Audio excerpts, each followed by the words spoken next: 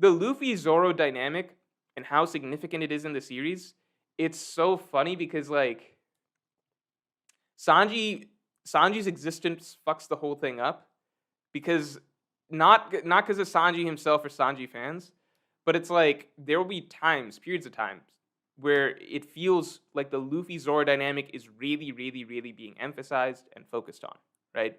Like back when Roof Piece was happening, and it was like, okay, Luffy and Zoro going up to the roof, especially a little before that as well. Luffy and Zoro were being portrayed as a duo early on in Onigashima, even before they went up to the roof. So during that stretch of time, it's just like, yeah, Luffy, Zoro, very obviously, like these two are cut above the rest, including Sanji. Many were putting Sanji below Jinbei at that point. Um, so that was a thing for a while, and then like, but as soon as things start looking a little bit different, right? As soon as the Luffy Zoro dynamic stops a little bit, and then Oda focuses a bit more on Zoro and Sanji, right? The two wings taking on King and Queen, left and right side of Onigashima and stuff.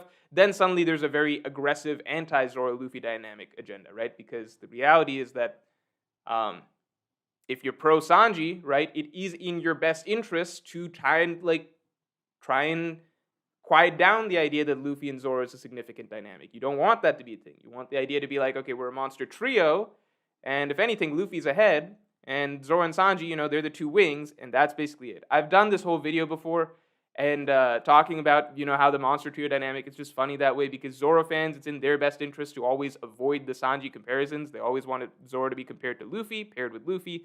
Sanji fans, they always want Zoro to not get Luffy comparisons. They want him a step below, back there, one of the two wings of the Pirate King, and it's just a pyramid that keeps going from a normal pyramid to an upside down pyramid, normal pyramid, upside down pyramid, and Oda's very conscious of this, and he'll swap it back and forth over time.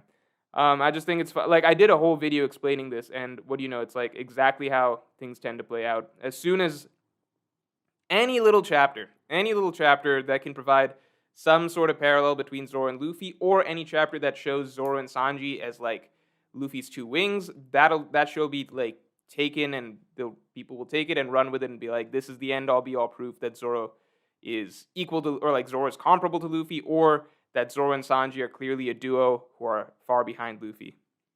It's just, it shifts.